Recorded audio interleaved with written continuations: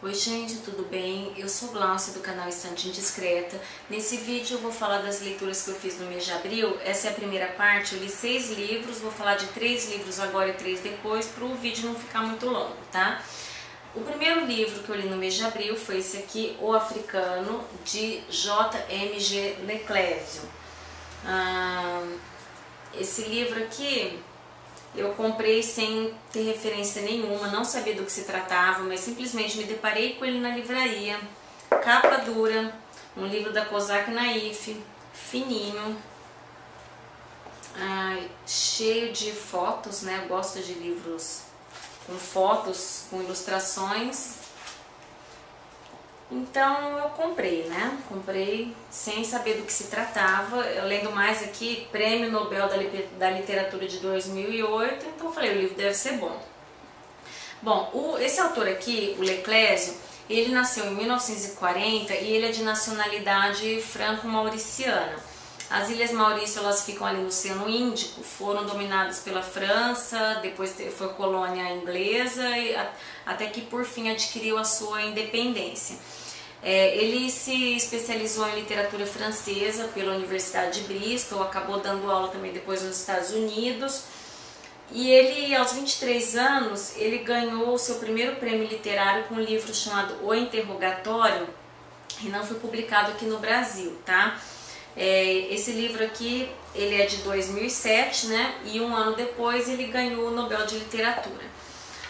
Quando eu fui ver aqui a catalogação no final, eu vi que esse livro era classificado como autobiográfico. Eu falei, nossa, mas que raio de vidinha é essa que se resume a, sei lá, 120 páginas, né?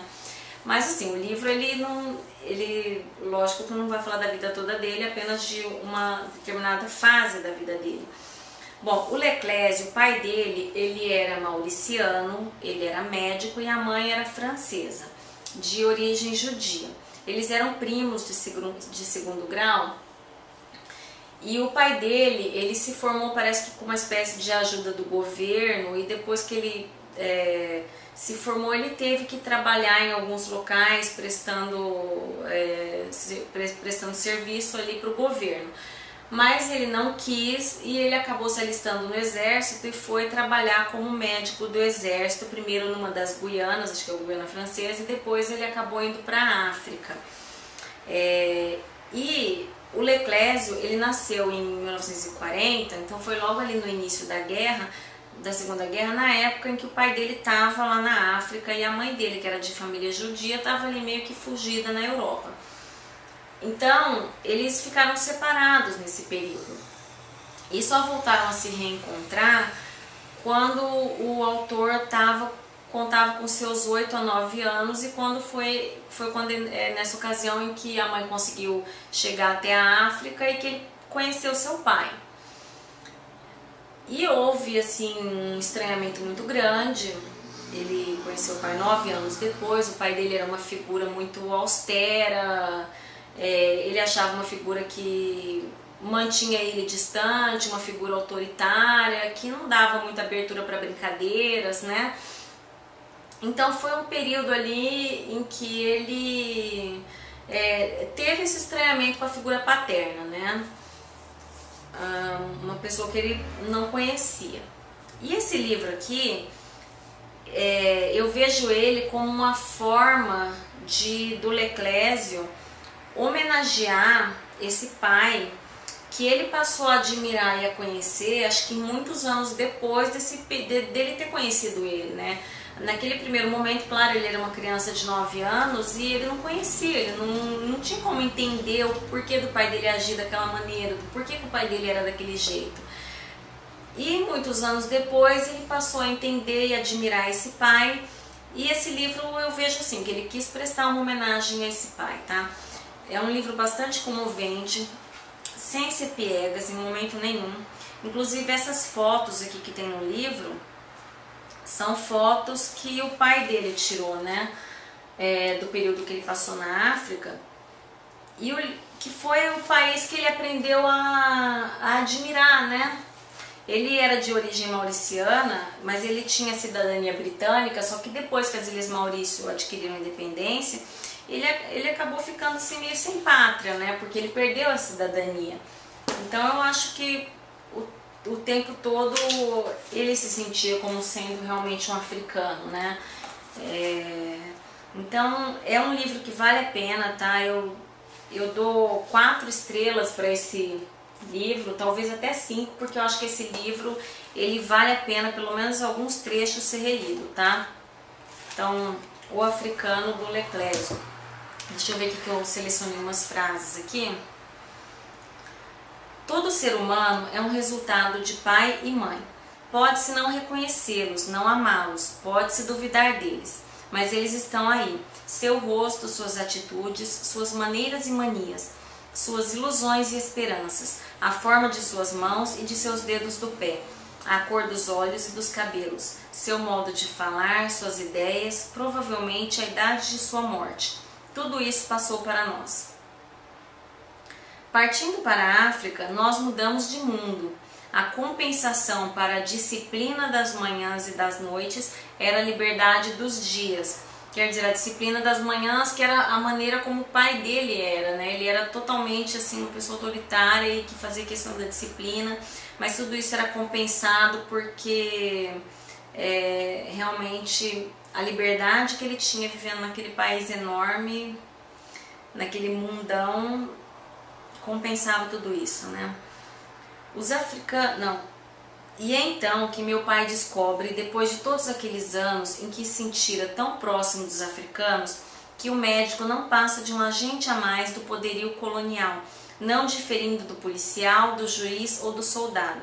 Lembro-me de ele ter me dito uma vez, no fim da vida, que se pudesse refazer sua trajetória, não seria médico, mas sim veterinário, porque os animais eram os únicos a aceitar o sofrimento. Então esse livro vale a pena, ele fala, além dessa relação de um filho que veio a conhecer seu pai muitos anos depois, ele fala dessa questão ali dos colonizadores com os países dominados, né? Então vale a pena, tá? Minha segunda leitura de abril, na verdade, foi uma releitura. Esse livro que eu tinha lido em 2003 e resolvi, aliás, eu li ele em setembro de 2001 e resolvi reler ele, O Coronel e o Lobisomem, do José Cândido de Carvalho. Bom, o José Cândido de Carvalho, ele é um escritor nascido em Campos de Goytacazes, estado do Rio de Janeiro, tá aqui uma foto dele. Ele viveu quase 75 anos, entre 1914 e 1989. Ele se formou advogado, mas trabalhou apenas, acho que depois da primeira causa ele já abandonou a profissão, depois trabalhou como jornalista e finalmente como escritor, tá? Ele foi membro da Academia Brasileira de Letras. Ele tem poucos livros publicados. Esse livro aqui é a obra-prima dele. Ele é de 1964 e ele foi considerado na época um best-seller. Ele foi traduzido para o francês, para o espanhol, para o inglês e para o alemão. Teve mais de 50 edições. Então, às vezes a pessoa vê esse livro aqui, como eu, achando que se tratasse de um livro de lenda. Eu adoro lenda, né? Eu falei, o Coronel e o Lobisomem, peguei e falei, nossa, vou comprar porque eu adoro lendas, fábulas, né? Mas esse título, ele é apenas uma referência a um dos episódios que acontece no livro, que retrata assim, a mente totalmente imaginativa e a mania de grandeza que tem o personagem principal desse livro, que é o Coronel Ponciano de Azeredo Furtado. Coronel aqui. E através da figura do coronel, o José Cândido de Carvalho ele faz ali uma espécie de retrato daquele domínio, né, daqueles grandes fazendeiros ali de cana, de café, e do apogeu e da queda que eles tiveram ali em face da vinda do progresso, né? Quando chegou o progresso, como que foi como que aconteceu a queda financeira de muitos deles que não souberam ali se preparar para isso, né? Esse livro aqui, quando você vai ler a orelha, ele faz uma comparação com Guimarães Rosa por causa do linguajar. Ele tem um linguajar de uma linguagem regionalista e é muito diferente. Quando você começa a ler, ele te causa um certo estranhamento, mas depois você se acostuma. E eu até diria que a maneira como é narrado esse livro, a linguagem desse livro é o personagem principal, tá? Então eu vou até, só para vocês terem uma ideia da maneira como é essa narrativa. Bom, a bem dizer, sou Ponciano de Azeredo Furtado, coronel de patente, do que tenho honra e faço alarde. Coronel por trabalho de valentia e senhor de pasto por direito de herança. Destemido caçador de onça pintada, lobisomem e sobretudo de rabo de saia. Essa outra aqui. Mas, não. Estipulei que a cela mais sedosa fosse arrumada no seu debaixo, um alisador de cadeira como o dela, fornido de grandes partes. Não era do meu agrado que sofresse danos e agravos em navegação de pata dura, ainda mais que Ponciano tencionava tirar da afilhada de Francisquinha as maiores serventias em práticas de noite adentro.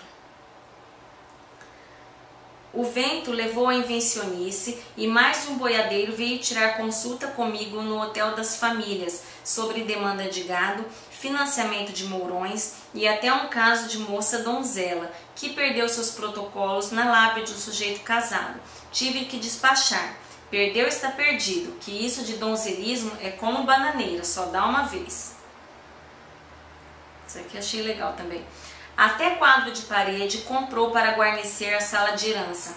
Não sendo eu entendido nas artes da borração, pouco apreciei o tingido que representava um lacrimal, onde um par de gansos, retorcidos de pescoço, refrescavam seus por debaixos no azulinho da água, enquanto certa moça de cabelo empolvilhado abanava o leque na companheiragem de um galante enfeitadinho de rendas e penduricalhos. A dama parecia estar dentro de um repolho, tão grande era o avantajado dos seus panos. Então, assim, é um livro assim bastante divertido, mas é muito triste, tá? Eu achei esse livro assim muito triste, no final eu chorei. 5 estrelas, porque eu reli. A minha terceira leitura, foi aqui o Olhos de Cão Azul, que é uma seleção de contos fantásticos do Gabriel, fantástico no sentido de surreais, né, do estilo do Gabriel Garcia Marques. Eu não vou falar desse livro porque eu vou deixar linkado aqui o vídeo em que eu falo com mais detalhes sobre ele. Eu li esse livro para o fórum Entre Pontos e Vírgulas. Apesar dos vídeos do fórum serem com spoilers, né, que a gente debate o livro, o meu livro não tem spoiler porque eu acho difícil fazer spoiler desse livro, porque é muito difícil. Vocês vão entender porque no vídeo que eu fiz, tá? Porque eu falo que é difícil. Bom, então é isso. Foram essas as minhas primeiras leituras do mês de abril. Espero que tenham gostado. Comentem os livros que vocês tiverem lido, se conhecerem alguns desses livros, quiserem comentar as impressões que tiverem com ele. Vou ter prazer em saber e responder, né, e comentar. Então é isso. Volto depois para falar das outras leituras do restante do mês de abril, tá bom? Até mais.